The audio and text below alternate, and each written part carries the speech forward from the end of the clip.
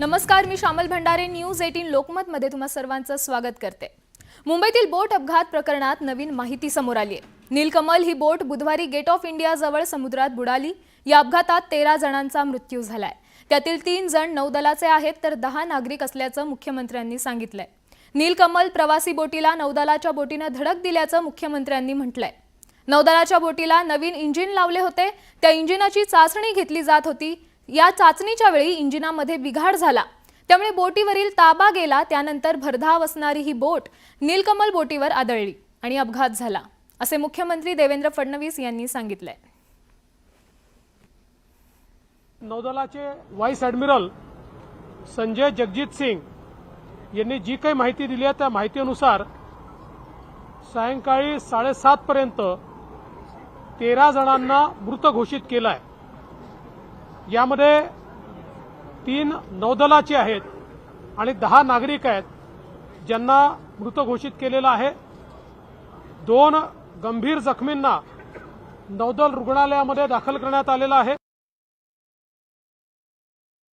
मिलिटरीची जी बोट आहे त्या बोटीला नवीन इंजिन त्यांनी लावल्यामुळे त्याच्या नवीन इंजिनची टेस्ट ते घेत होते।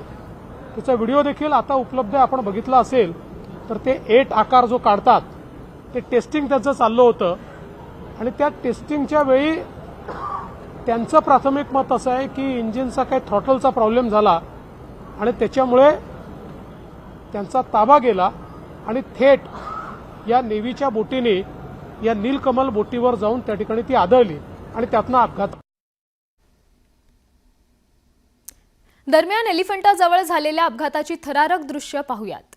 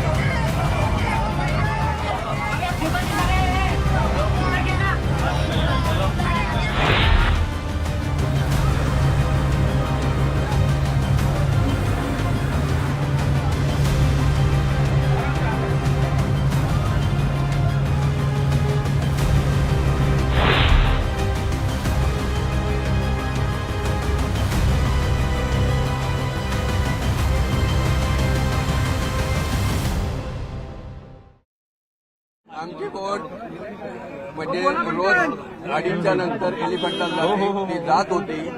तिथे नेव्हीची एक स्पीड बोट आहे, ती तिकडून आली, त्यांनी एक राऊंड मारला, परत गेली आणि तिने आणून त्या आमच्या बोटीला असं जोराने ठोकली, त्यांनी ऍक्सिडेंट झाला। म्हणजे भारतीय नौदलाची बोट, नौदलाची हाय तुमच्याकडे म्हणजे हीच आहे नेव्हीची स्पीड बोट।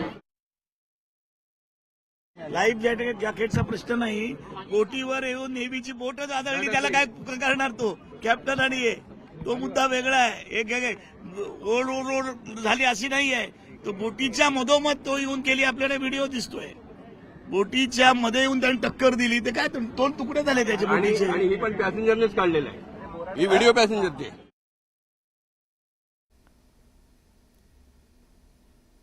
आता ग्राफिक्सच्या माध्यमातून हा संपूर्ण घटनाक्रम पाहूयात। एलिफंटाजवळ बोट दुर्घटना दुपारी 3:55 नौदलाची स्पीड बोट प्रवासी बोटीला धडकली। दुपारी 4:10 प्रवासी बोटीला भगदाड। बोट बुडू लागली. दुपारी 4:45 प्रवासी बोट बुडाली. संध्याकाळी 5:10 रेस्क्यू टीम घटनास्थळी पोहोचली. रेस्क्यू ऑपरेशन सुरू आणि रेस्क्यूसाठी हेलिकॉप्टरही पोहोचलं. संध्याकाळी 6:30 103 जणांना रेस्क्यू करण्यात यश मिळालं. 13 प्रवाशांचा बुडून मृत्यू झालाय.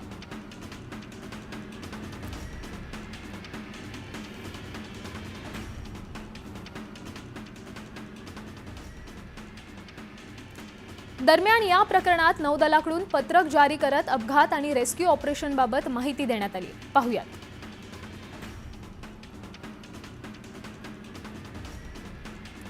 नौदलाचं स्पष्टीकरण काय? नौदल बोटीच्या इंजिनाची चाचणी. दुसरा मुद्दा, चाचणीवेळी नाविकाचा बोटीवरील ताबा सुटला. तिसरा मुद्दा, नौदलाच्या बोटीची प्रवासी बोटीला धडक बसली. चौथा मुद्दा, अपघातानंतर तातडीने रेस्क्यू ऑपरेशन सुरू करण्यात आलं. पाचवा मुद्दा, कोस्ट गार्ड मरीन पोलिसांच्या बोटी मदतीला आल्या. सहावा मुद्दा, नौदलाचं हेलिकॉप्टर मदतीसाठी पोहोचलं. सातवा मुद्दा, 11 नेव्हल क्राफ्ट मदतीसाठी पोहोचल्या. तिकीट घेतली. आम्ही 8 जण होतो आमची फॅमिली मधले आणि 8 जण असल्यावरती आमची 3 वाजताची तिकीट होती, ट्रेन बोट होती. तर आम्ही 3 वाजता बसलेलो तर 40-50 मिनिट आम्ही बोटीमध्येच होतो. त्यानंतर मग एक व्हाईट कलरची बोट आली आणि ती खूप फास्ट आलेली आणि आमच्या बोटीला जाऊन भिडल्यानंतर आम्हाला धक्का बसला तर आम्ही पडलो तिथल्या तिथेच बोटमध्ये. आम्हाला असं वाटलं नॉर्मल आहे आणि मग आम्ही बघितलं तर त्या बोटीमधले लोक आहे ना, एक आमच्या बोटवर पडलेला तो 90% गेलेला आणि एक तिथेच लटकला त्या बोटला, म्हणजे त्या बोटमधला 90% तो पण गेला. आणि आम्ही थोड्या वेळ आमची बोट छान म्हणजे चांगली चालत होती. 5 मिनिट झाले मग आम्हाला ओरडायला लागली की यार म्हणजे जॅकेट पेन. तर माझा भाऊ माझ्या साईडलाच होता तर त्याने जॅकेट काढले, सगळ्यांना दिले घाला करून. ज्यांच्यापर्यंत पोहोचले त्यांच्यापर्यंत म्हणजे त्यांनी घातले आणि आम्ही पण घातले. मग तशी थोड्या वेळाने बोट अशी अर्धी बुडत अशी आडवी पडली. तर मग काही लोक त्या बोटीखाली फसले आणि काही लोक वाहत चालले गेले. प्रेग्नेंट वगैरे होते खूप सारे आणि बच्चे लोक पण होते, ते पण वाहत गेलेले.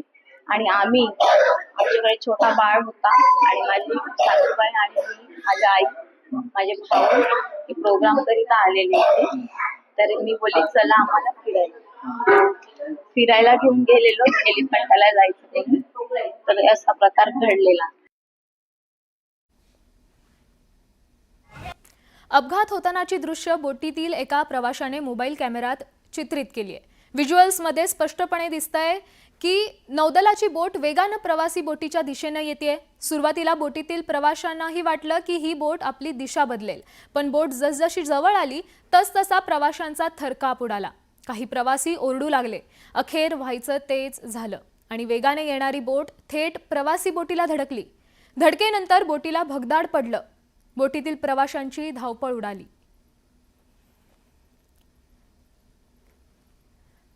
नौदलाच्या बोटीने प्रवासी बोटीला धडक दिल्यानंतर प्रवाशांमध्ये एकच घबराट उडाली आहे. सगळीकडेच आरडाओरडा सुरू झाला. बोटीला भगदाड पडल्यामुळे बोट बुडू लागली. काही वेळाने ही बोट उलटली, त्यामुळे बोटीतील प्रवासी समुद्रात पडले. समुद्रात पडल्यानंतर मदतीसाठी आरडाओरडा सुरू झाला होता.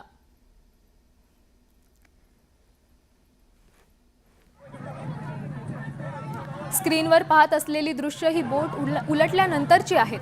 धडक झाल्यानंतर बोट हळूहळू पाण्यात बुडू लागली. काही वेळाने बोट पाण्यात उलटली. ही दृश्य बोट पाण्यात उलटल्यानंतरची आहेत. प्रवासी समुद्रात पडले. त्यानंतर बचाव पथकानं वेळीच बोटीजवळ पोहोचत प्रवाशांची सुटका केली. बोटीतील एका प्रवाशानेच ही दृश्य मोबाईल कॅमेऱ्यात चित्रित केली आहेत. बोट पाण्यात उलटल्यानंतर शेजारच्या बोटी मदतीसाठी पुढे सरसावल्या. त्याचसोबत कोस्ट गार्ड आणि मरीन पोलिसांच्या बोटीही मदतीसाठी पोहोचल्या. यावेळी रेस्क्यू करण्यात आलेल्या प्रवाशांना सुरक्षितपणे नौदलाच्या बोटीतून किनाऱ्यावर आणण्यात आलं.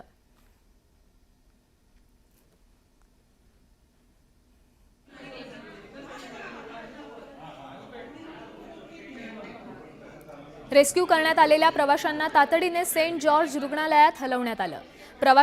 प्रवाशांवर सध्या उपचार सुरू आहेत.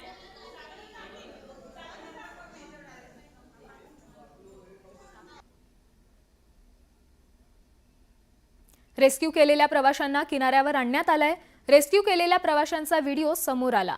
यात स्पष्टपणे दिसतंय की दुर्घटनेतून बचावलेले प्रवासी धक्क्यातून सावरले नव्हते.